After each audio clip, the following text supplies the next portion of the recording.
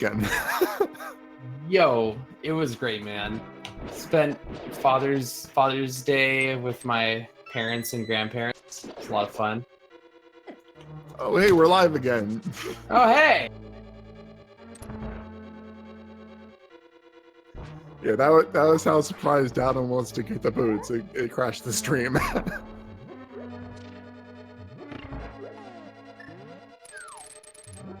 Maybe Sinek just didn't like your boots meme and just said I'm done with this. I'm ending it. Dang. You know, before Trojan Dude gets out of control. He can only have so much hype before he breaks the internet. Exactly. You broke it. You broke the internet.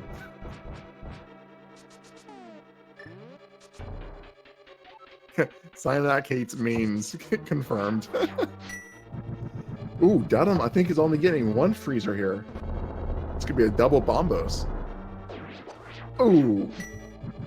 That's an unfortunate waste of about almost 10 seconds. Well, it pays off with a map, so there's nothing to be said for that. They both did this bomb jump, which you typically see if you're, if you have a key and you're skipping the iced tea room. But it does work out nicely for them because they don't have to climb back up from falling down the hole. Yep, very true.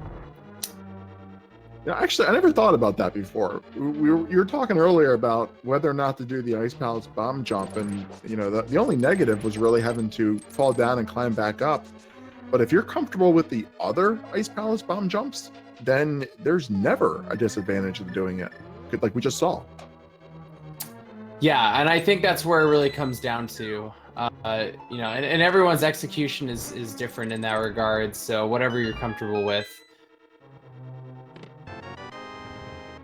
Because Ice Palace is definitely a wonky dungeon when it comes to routing and execution, so don't blame anybody for wanting to do it the normal Canis and Mario way. Yeah, Ice Palace key logic is, I mean, if you sit down with a pad of paper, you can figure it out for any given seed, but it's just easier to do the bomb jump and skip the keys altogether. You got to do some complex math, some number theory, all that fun stuff. Yeah, it's like graph theory in order to find out what the Ice Palace key wants you to do. Gloin getting trolled a little bit by that red mimic right there. And had to wait another cycle. Oh!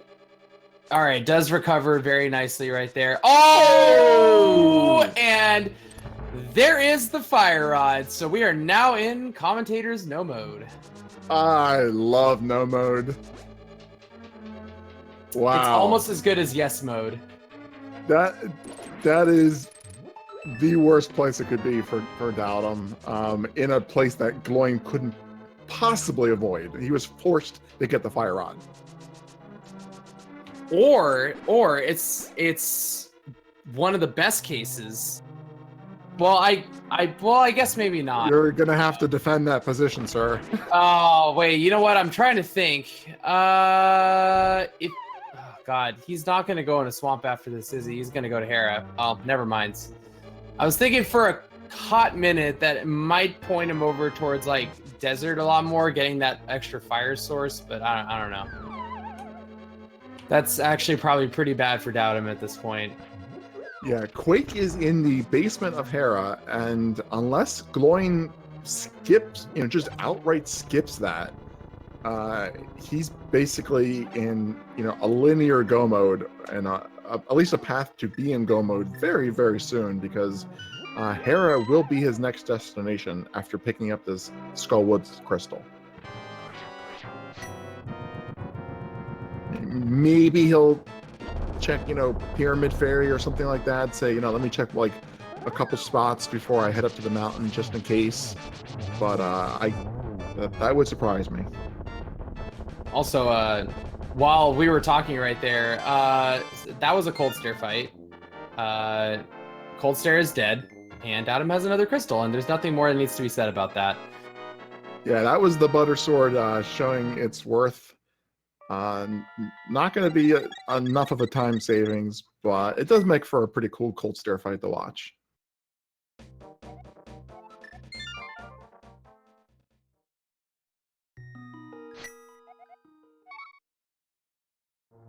Yeah, Gloin needs to essentially say in his mind, I am not going up to the mountain until I find Quake and check Pyramid Fairy, the blacksmith spots, Swamp Palace, everything that's not on the mountain in an attempt to find Quake to avoid that mountain double dip. And that's asking quite a bit. But it's Randomizer, and it's entirely possible. So, but we're not going to have to wait long to see where he goes. Yeah, this would, thinking about it more, it would be very surprising if he doesn't just go to Tower of Hera right now. Datum has his boots, so he's on the right track at least. He's in Aga 1, so he's going to be getting his flute very soon, and that's just going to lead him to every subsequent item he needs. And having already picked up Quake, the bow will be go mode for Datum once he kills Armos Knights. So Gloin is not going right up to Hera. This is good for Datum. This is some time being wasted on Gloin's side is good for Datum. Very much so. But Gloin might be getting that sword out of hammer pegs right now. Well, that sword doesn't make up the time it takes to go pick it up.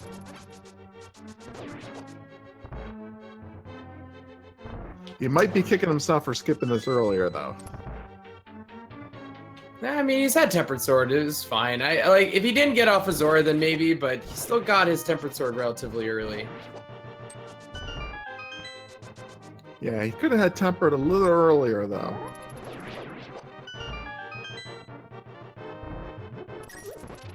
And he's got Magic Bat and Purple Chest here to do.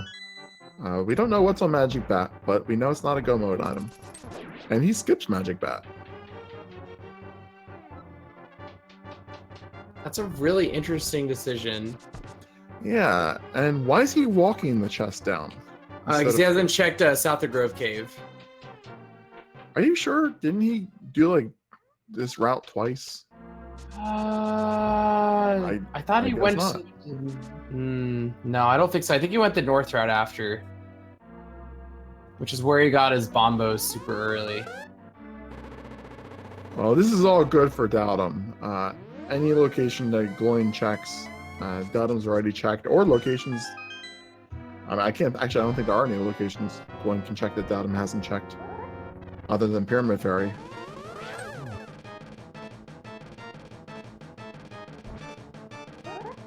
All right, so Datum's going to be getting the same RNG that Gloin got.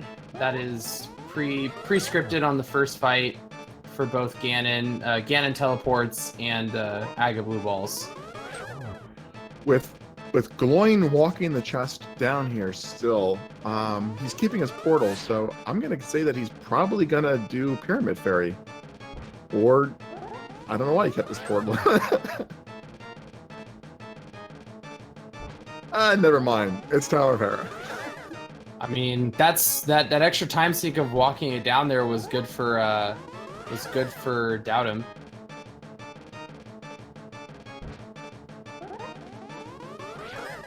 Yeah, Datum needed a lot more than that, though. He needed Swamp, he needed Pyramid Fairy, he needed a really significant time waste.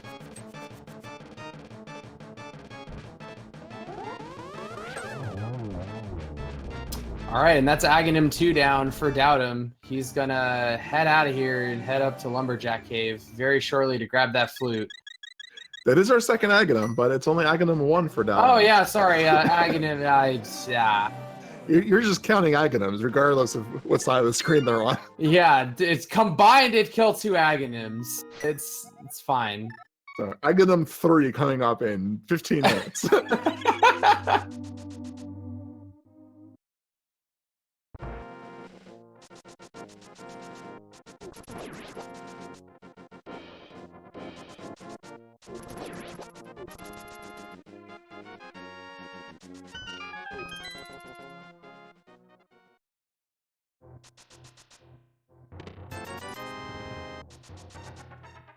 Checking the boot spots is not that big of a time sink for Datum there. Hopefully he'll get over to Meyer and he'll follow the logic as soon as possible. Sooner he does Meyer, sooner he gets the bow, sooner he gets the fire rod and is in go mode.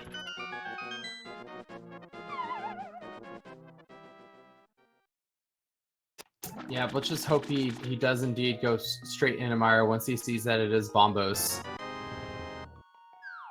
And man, Butter Sword and Tower of Hera is just hilariously ridiculous. Yeah, I think you can like. It still doesn't one-shot the red beetles though. I still need two swings, I think. Hey man, I didn't code the game. I don't know why it doesn't kill a red beetle in one shot.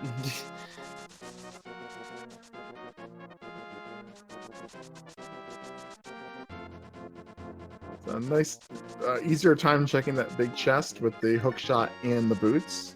Don't need the bomb jump, don't need the drop down. Very, very quick check. And we get our Swag Duck Anthem over on Datum's side.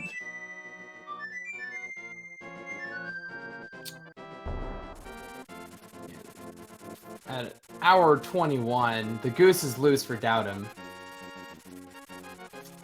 And let's hope he flutes over to 6.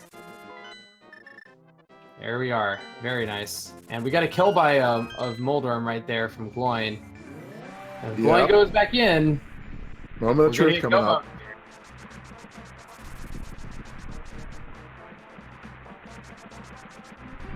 Oh, Datum not even checking the Meyer shed. Sees it's Bombos and is going directly in here. This is going to save him a couple checks. And Gloin goes back in.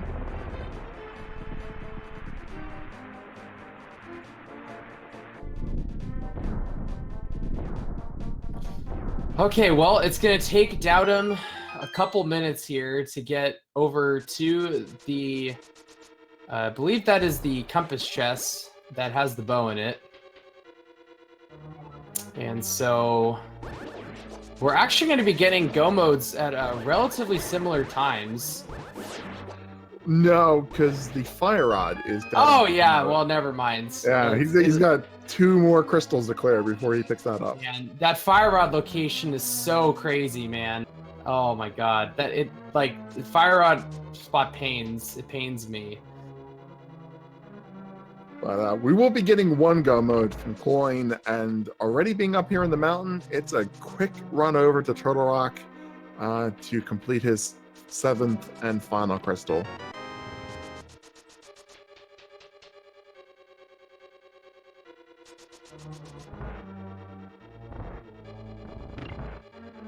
And man, Gloin's got to be thinking, man, I'm glad I didn't dip Swamp Palace. Yeah, or double dip Pod and Eastern.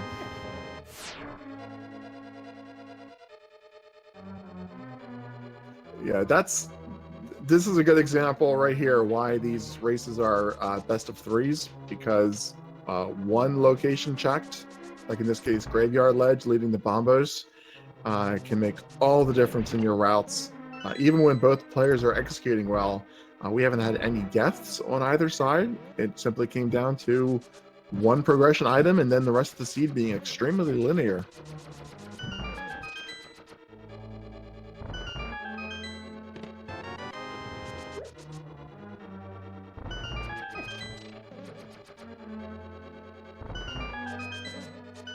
And Datum is now realizing, every item he's picked up in the last 10 minutes has led immediately to another progression item. So not only does he know he's on the right path, but he's feeling how long it's been since he's been on the right path. So that's very stressful situation to be in. Hour 24, seeing 4 crystals left to do. 5 crystals left to do. I can't count. It's all right. I mean, I've proven I can't count. I rounded down to an even number. Is that how rounding works? I don't know. They didn't teach me that I was going through my engineering schooling. Oh, I'm making this up as I go. Oh, that's great, man. All right, well, we got All right, we've got Gloin heading through Turtle Rock. He got that small key, and let's see if there's anything useful, maybe like a cape or something. And does get that big key, so that is important indeed. It's setting up for a God Turtle Rock almost. It's not much faster, but it is definitely faster.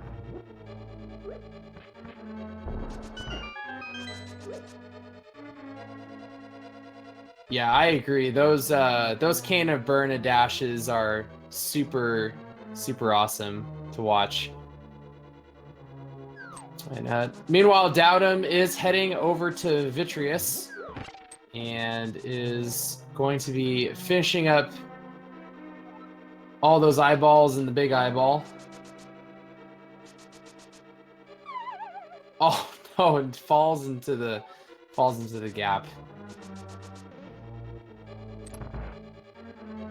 But even with lesser hearts now from that, has silver arrows, just pot-shotting all of these little eyeballs, and we'll make quick work of the big eyeball.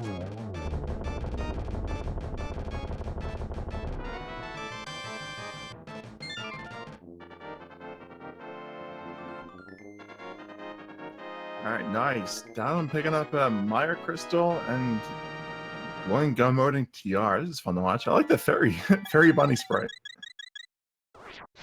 Yeah, I forgot the fairy was that sprite.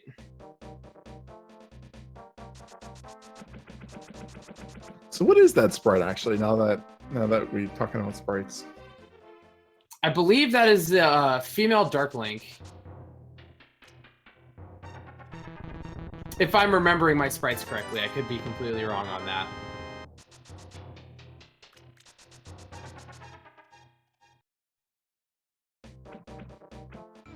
Oh no, is he gonna go in a desert? checking the ledge at least. But yeah, it does look that way.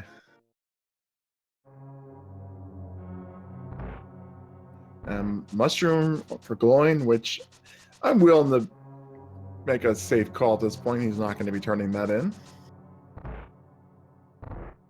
You know, I'm wondering if Daotum is banking on Pedestal having the fire rod at this point. I gotta say, this is not just with the benefit of the knowledge that we have, but this is an odd play to make in either case, because getting back to desert with the flute and the mirror isn't exactly a time-consuming trip, and those pod and eastern crystals are pretty nice to get. If you find your go mode clearing dungeons that you have to clear anyway, you can always come back here later. Yeah, very true.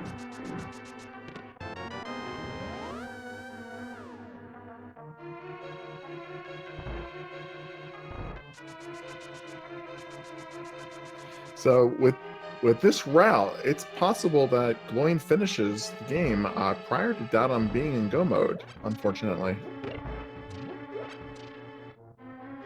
Yeah, that's very true, especially if the big key location in Ganon's Tower is very quick. Oh, that was just a bit outside on that ice rod shot. Yeah, he was going for the 0 cycle there, down to 1.5 hearts.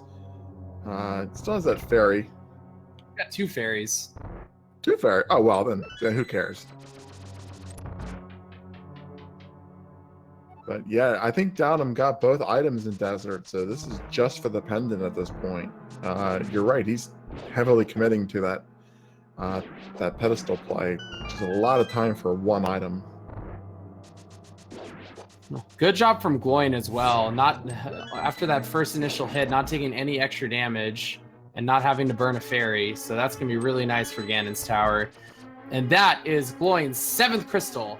And we are not on the speed gaming set of channels, but we can still play a fun game, which is the Ganon's Tower Big Key guessing game. There are 22 chests that it could possibly be in, and you guys can guess on which one it's going to be, and if you win, you get our love and gratitude.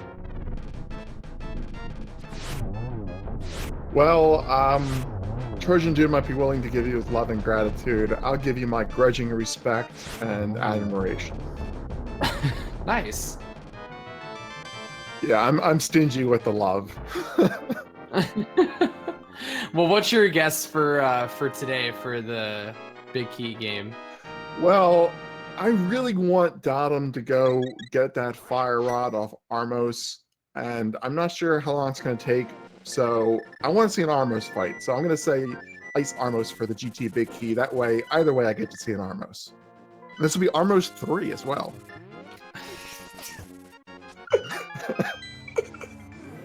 I deserve that one. Anyway, so it's all in good fun. yeah, exactly. It's all in good fun. So we got Gloin getting a small key from, or not getting a small key, sorry, and going back over to the left-hand side. See a compass on the torch. Also, my guess is 11. That's my lucky number. I always go with that. I only got 3 down, and we do have Datum going down the pod, so this is going to get him his go mode within a few minutes. Yeah, he only has the bow lock side, so check. There's our shovel. So not much doing yet, and there's another small key. Yes, 7 chests down. Another fetch quest that we're not going to get to turn in. Oh, sorry, no fetch quests.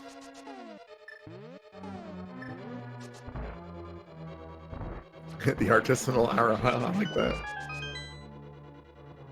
Is that how they make those like delicious kebabs on? That might be. Silver tip though, you got to worry about metal toxicity. 8 chests in, no cool boomerang swag. I disagree. Rip the boomerang. Why even pick up the blue boomerang if you're not going to do GT boomerang swag? Unfortunately, didn't have a choice. Stumpy forced it upon him. That's even more reason to do it.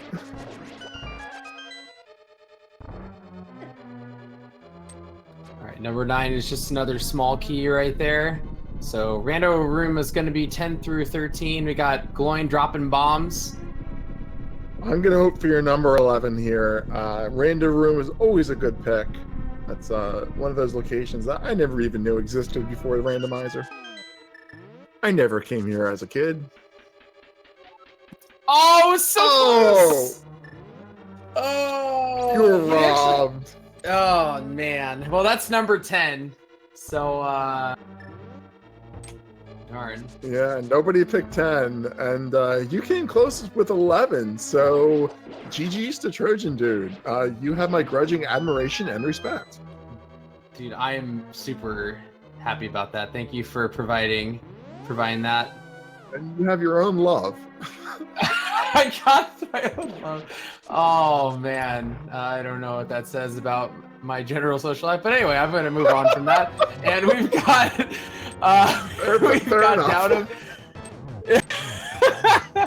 We got Datum killing Melvin King right now.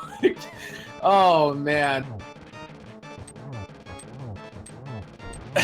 We got going one more silver arrow. Oh, not even gonna go to silver arrow. Just gonna do some butter sword swipes. So there you have it. Two slashes with the butter sword. You know, I don't even think it's worth the menu. This is so much a better route to make than the desert. I mean, there's what have we seen? 3 items in this pod Eastern combo for Datum. You know, any one of these could have been the go mode. Versus 2, and he didn't even turn the pendant in, so like he wasn't going for a pedestal.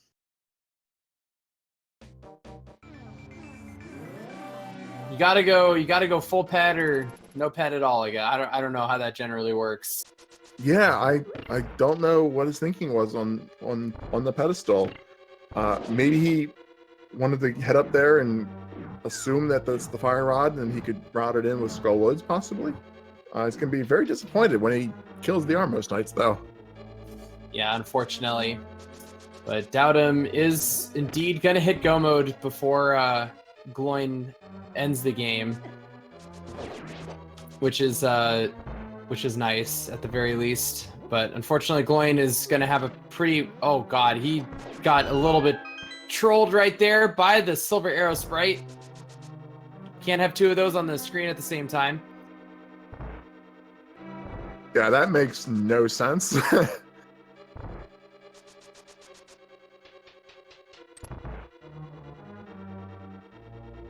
You have like 17 fireballs on the screen, but only one arrow. Hey, man. It's all about how many sprites you can put in the RAM. I guess it would be too easy if you could just nullify enemy spawns by shooting lots of arrows to consume all the memory. That would be an interesting strat, though. You don't want to fight a boss, just shoot arrows really, really fast, and it'll never spawn. Oh, God. That would be, dude, that would be awful. You know somebody tried to figure out a way to do that for NMG. Probably. Gloin, unfortunately, missing that first cycle, had to wait a full cycle here.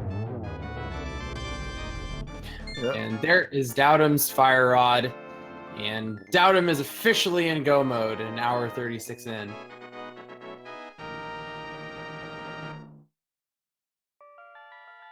So the questions for daotm will be, you know, what was your desert play? And also going into Swamp, if he thought that because of all the having the Swamp Palace package. Oh, is he gonna? He's gonna go to Skull Woods first and then head up to Turtle Rock. Makes sense. Yeah, you wouldn't want to go to Turtle Rock first and have to climb the mountain twice. But yeah, unfortunately, you know, unless he sees a dot done before he finishes Skull Woods, we're not going to see that pedestal pull. Maybe he'll treat us if we see a dot done.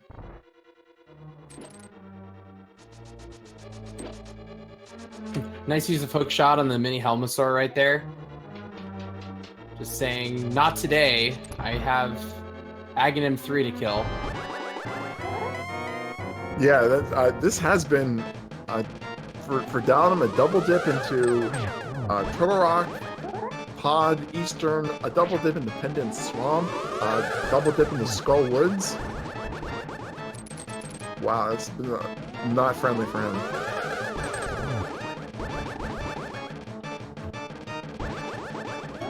We just need 2 more for Gloin's side. Ooh, unfortunately couldn't get that other one to hit. Just needs 1 more. And nice. There we have it. And now it's time to make some bacon. I love some bacon.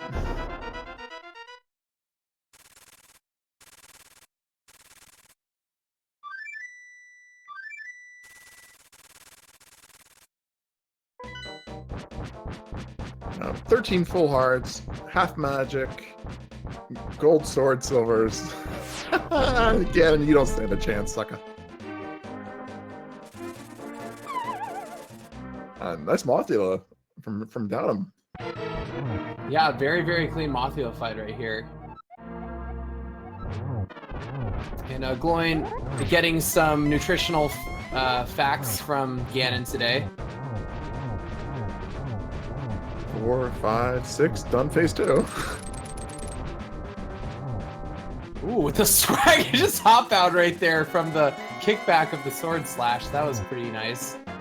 Yeah, a nice couple extra bone slashes, just to be sure.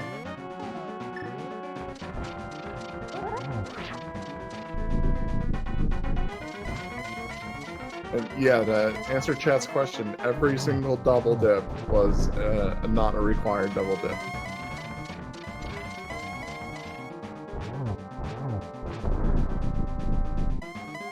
And there goes phase 3.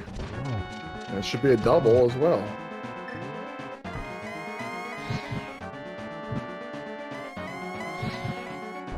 Another double. Nice fight. Oh boy.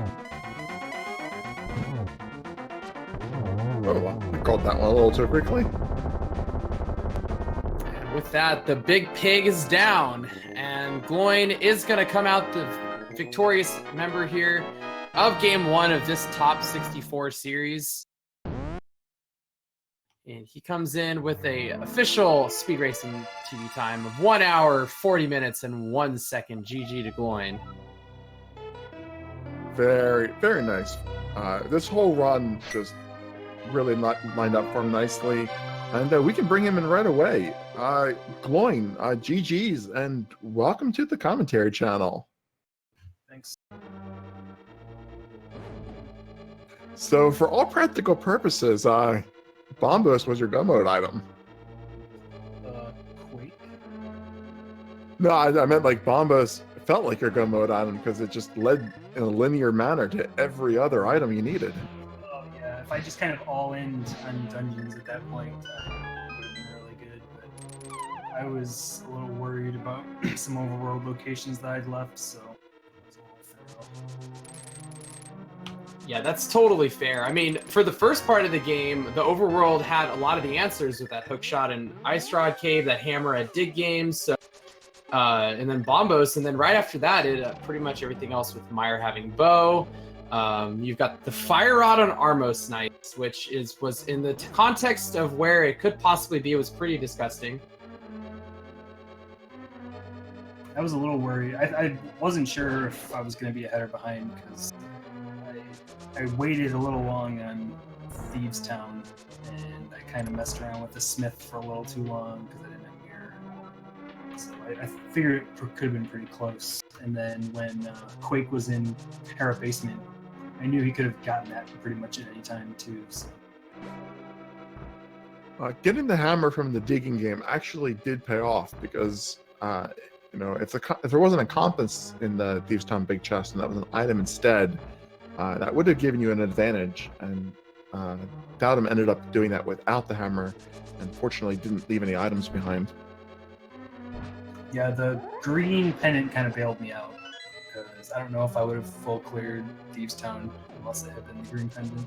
If it had just been blue or red, I could have been in trouble there. Yeah, unfortunately for Daotum, he was kind of led on a wild goose chase that started with Swamp Palace, and he double dipped 4 dungeons, and none of them were unfortunately required double dips. So he was running around, and Graveyard Ledge was, I think at the time, Graveyard Ledge was the last place he hadn't checked yet.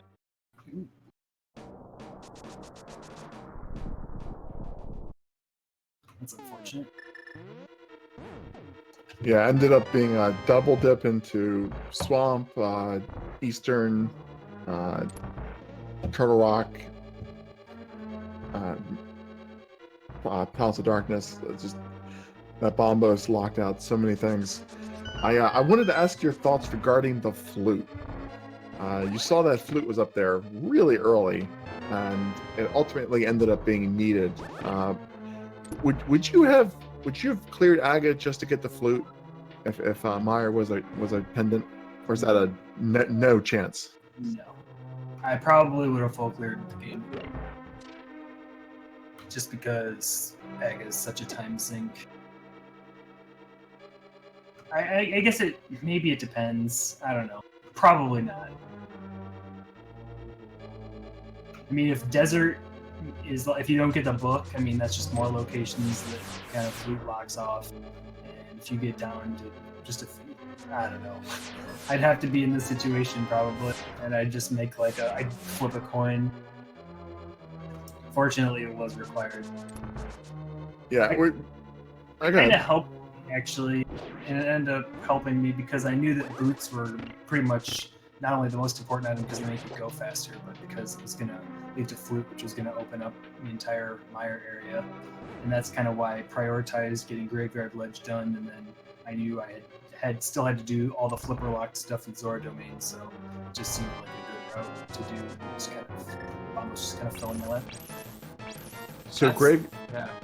So what was your reason for prioritizing Graveyard Ledge? Because boots were going to be the most important item. So sometimes you wait for boots to do Graveyard Ledge because you can route. The only good things you can route in with Graveyard Ledge are Bog Rocks and King's Tomb. So getting boots is going to open up a ton of other stuff, essentially, not just those 2 locations. So if you just say, well, I'm not going to check I've done this before. I'm not going to check Graveyard Ledge until I get boots so I can be more efficient. But in this case, that seemed like a bad idea. Plus, it's just on the way to Catfish, and then I had the mirror so I could do Zora stuff. So it wasn't too on the way. So that makes sense. So basically, because you had the Titan's mitts and you knew you could do the boot spots later anyway, there's no harm in doing Graveyard Ledge by itself. Right, and even when I found that even when I do try to route the Graveyard Ledge in with the boot spots, I get the boots and I end up wanting to just go to Sank and getting the 2 boot spots anyway, without routing it in with the Dark World stuff. So. I did want to ask you, Gloin, because the way the seed actually dropped progression in your lap, it gave you access to Swamp Palace very early. Was there any point in that early game where you were thinking about going into Swamp, even if it was skipping the left side? It was probably my play after Ice, because if you go Independent Swamp, you can't skip left side. Pretty much, you have to do everything, and it just takes forever, especially without the boots. So fortunately, I didn't have to make that decision.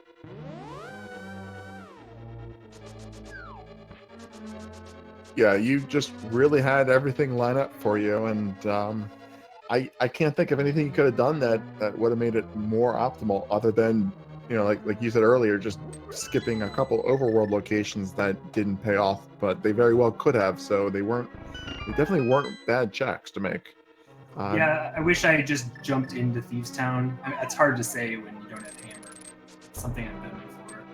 I was probably going to do it anyway, even if I hadn't gotten hammer. I was probably going to go to the cave and come back to Dark World. Just do it without hammer. And then messing around with the smith. Kind of just wasted a bunch of time. When you don't have mirror and you can do smith, you can get wrecked pretty hard by either the smith or the rope chest, so I at least wanted to get the smith out of the way. Well, we did see a little bit of unusual behavior. Skipping the hammer pegs initially cost you that sword upgrade for a while. Fortunately, you got the other one off Zora, but you also ended up skipping the magic bat later on. Oh, gee. I forgot hammer pegs, actually, that first time. And then I guess I forgot magic bat, too. No. Well, thankfully it didn't punish you in this seed. I was mostly worried when I realized Quake was my go mode item. Every time I opened a chest, I was thinking back to Ice Palace, because there was like a 33% chance that Ice Tea Room wasn't going to be required, and I just kind of gambled it. And there's still an item there. I don't know what it is. But after that, when Quake became the go mode item, and that can be anywhere, I was getting really worried. Okay, so there was actually a third item left behind. We saw the bug net, and we thought that we had just missed the other third item, but yeah. No, I didn't want to have to go because the big key was in the iced tea chest, so I would have had to go get that and then go open the big key chest. I felt like the boots were a big enough reward, and that it was worth it. Well, yeah, I mean, you got the boots and the net. What are the chances of a third amazing item being in the same dungeon? Exactly. I mean, you couldn't obviously, kill Aghanim 2 until you got the Swagnet, right? It is. Yeah. You gotta keep the fans happy. This does give you one win. When's your next race scheduled for? Do you guys have it on the calendar? It'll be Friday, same time. That would give you guys a nice break in between races and some time to cram in a little bit last-minute practice. Your execution was very nice, though, so maybe just take the week off. That GT was shameful, actually. That was an embarrassment for myself. Everything else, though, I was fairly happy with. That GT was terrible. I'll probably work on it. Yeah, I mean, it's totally understandable. Like GT has so many like rooms where you have to have like solid execution, and there's a few rooms just like that lantern room that gave you a little bit of trouble. That if you mess up, you know, once or twice, really quick succession, you won't make the cycle, and you have to wait. Yeah, I saw people lately using Fire Rod more with half magic, and I'm like, I think I'll try that. Except I tried it in a race without practicing, and it didn't go well, so it was a mistake.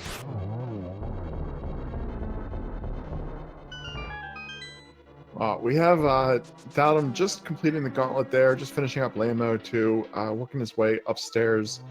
So we got to finish up his race. You got any final thoughts going? We don't want to keep you here. We know you waited around 15 minutes already. No, just thanks for the tracker, restreamer, and commentators for doing this. Thank you for putting on the performance for us. It was a pleasure for us to commentate, track, and restream. Speaking for the tracker and restreamer here, so I'm sure they like it. And I look forward to your race on Friday. Thank you, Gloin.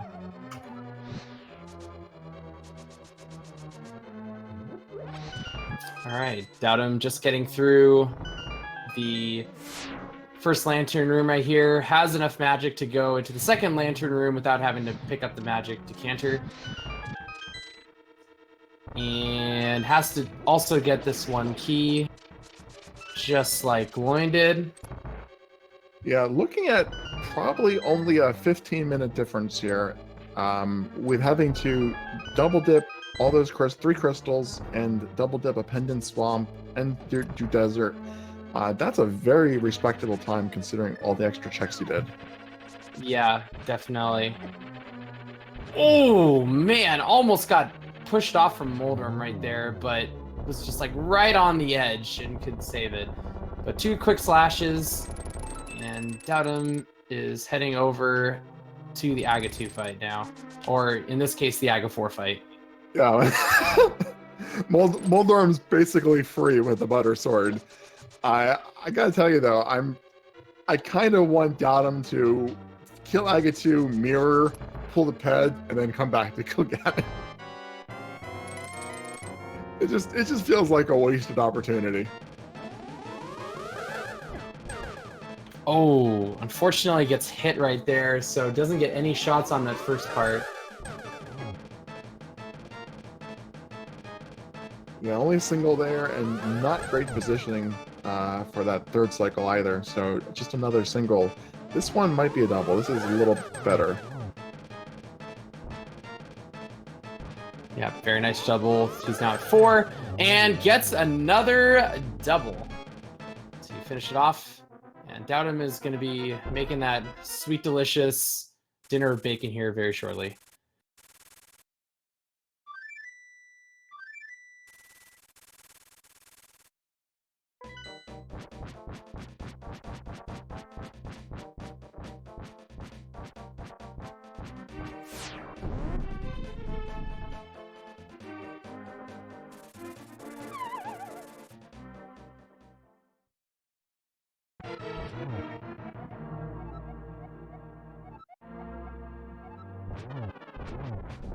Oh, also Buttersword. So I just launching at Slack. Buttersword Ganon. Oh, he doesn't have that blue pot anymore. All right. Oh, fine. He's got the fairy though, right? Yeah, he's still got those 2 fairies, but he can't take I don't think it. Oh, you can't take another hit like that one. Like that one right there. Yeah, like that one. Fairies to the rescue.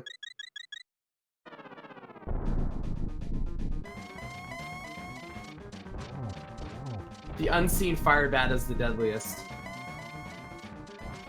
The phase 2 of this fight is definitely the most dangerous. The fire rings, the fire bats, my stupid cat trying to turn my UPS off. all dangerous risks.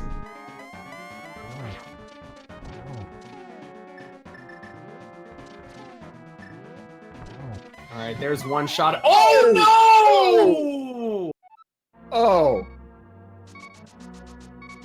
So what happened right there for anybody keeping score at home, he got the torch glitch, but when he got the torch glitch, he was too close to Ganon right there and took a nice little hug.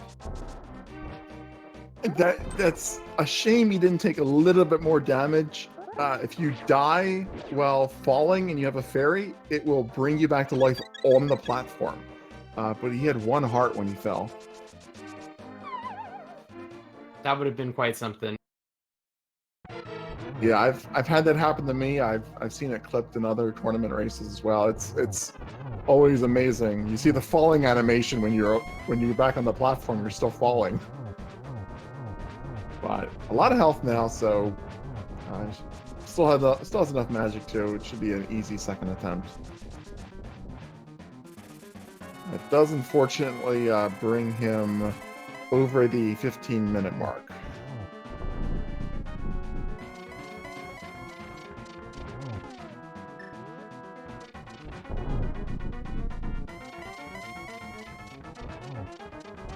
Well, Ganon being nice with the teleports on this one, so it's because he fell, this RNG is completely random now.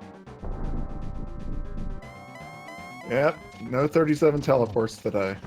Same positioning for as the first fight. Oh, that's gonna be a quick double-double. Some in-and-out deliciousness right there. Tasty double-double cheeseburger with that bacon. And Daotum is gonna be finishing off here. Yeah, Daotum walking across the bridge. Time of 1 hour, 56 minutes, 27 seconds. And in chat, first thing we need you to do, Daotum, is tell us how to correctly pronounce your name, please. I don't think there is a correct way to pronounce it. It's kind of just 6 letters all smashed together. All right, then. Well, second thing is to say GG's and welcome to the chat. Thanks, guys. So, how did you feel overall as you were going through that? Because notice, like, you, with the way that you're routing, you had to double dip a lot of dungeons. Like, how are you feeling throughout that seed? I don't know. I kind of just committed to it not being Graveyard Ledge because it's kind of a really bad location. I mean, if I had gone Graveyard Ledge, right, then the seed falls into place. You do Ice Palace. You do... Well, I don't remember. You got, okay, Boots. So then you get the Flute. You do Mire. You do... And then you get the Bow. And then you get Fire Rod in Eastern. And you finish it up with... Yeah. So it's kind of all hinging on that Bombos. Yeah, Quake and Hera, as you know, leads the Turtle Rock. Very, very linear once you get that Bombos. So did want to also ask you, what kind of drove you to go into Swamp Palace as early as you did? Because you did in your normal routing as you were going through the south part of the Dark World. Was that pretty much because you're like, hey, I got all of these items super early that give me Swamp Palace access, or was it just kind of on the way and you just decided, all right, let's do it? I mean, I had the ability to full clear it. 6 items, and then like in between that and Hype Cave, you're looking at 11 items, and if you don't get anything in those 2 locations, excuse me, then you, I don't know, then you have a bunch of not super good locations left. So it was one of the few good, like, grouping of items still available to me. That makes a lot of sense. Yeah, at the time without Bombos, Swamp was your highest density, and it made a lot of sense to go there. Just unfortunately, didn't have the progression this time. Yeah, the only thing about Swamp that I really regret was going in it twice, because I should have just committed after leaving Left Side Swamp. That was, I think, the only play I made that I really didn't like. Yeah, because you had to like you go back in, redrain the dam, and all that fun stuff. Yeah, plus it was left side and I didn't have boots, so it was like a 2-minute dip or something like that. 2 minutes for 1 item is really bad. I certainly had, well, I tricked myself into thinking, oh, I just do this with Agna, and then that's 2 items, but they're both really slow, so that's the only thing I didn't like. Well, we know what happened in this seed, and that Bombos was essentially the linchpin for progression. So I'm not going to rehash everything, but I did want to ask what your thinking was regarding Desert Palace. It looked like you were setting up for a pedestal commitment, and then didn't pull a ped. And chat really wants to know why. So, when it took me forever to find Bombos, I was like, the only way I win this is if pedestal is the fire rod. And it wasn't, so I lost. And if it had been like a big race, like 40 people or something, I wouldn't have done that play. But since it's a one-on-one, all I can hope at that point is he didn't clear all the pendants, since only Thieves Town had anything, and hope that fire rod was on ped. I would have pulled it if I had seen the dot done before I went up Death Mountain. Okay, so the plan was get the pendant, go do pod and Eastern, and then do ped if you still needed to. Yeah, if pod and Eastern didn't have the fire rod, I would have pulled the ped, like no second thoughts at all. Well, that makes a lot of sense, and I appreciate you helping us understand the thinking there. So we're talking to Glenn earlier. He said that your next race is on Friday. So you got a couple more days there to either practice or rest. Do you anticipate doing anything differently? It didn't really come down to any execution problems on your part. It was just unfortunate item placement. I'll have to watch the first 30 or 40 minutes to see how close we were, but I felt that I played fine. Like I said, the only play I really regret was Double Dipping Swamp. And I think bailing out of the last item in Mire was a good play, just because I knew I was behind at that point. There's no point in checking it. So I feel, maybe just a little bit of practice, but I feel good. Yeah, like Tier said, I think that your execution was pretty similar in general to what Gloin was putting out. So I think with not getting completely run around by that one kind of off location, I think Friday's race will definitely be a close one. I hope so. They're more interesting that way. Absolutely. I'll try to be tuning in for Friday. I recommend all our viewers to tune in as well if they have that option. I would very much like you to win on Friday, because that will give us a game 3 between 2 fabulous runners, and more rando is always better than less rando. So I wish you luck on Friday, and I appreciate you hanging out in the waiting room while the stream caught up. Do you have any final thoughts you want to share with the viewers before we wrap things up? I think that was the worst Ganon fight I've had in months, and I had everything in the world, so I don't know how it went that bad. That might need some practice. Well, falls happen. The second one was very nice. Thank you. On that note, GG's again to both runners, Gloin and Datum. Gloin progressing here with 1 win, but we do have a second match coming up on Friday. Until then, please take a look in Twitch chat and click on those links for Gloin TV and Datum to give them a follow. Runners love follows, and join their channels. See how they play, see what other games they play, see if their style interests you, and if it does, then hang out. And I'm sure they're eager to meet new people and have some company.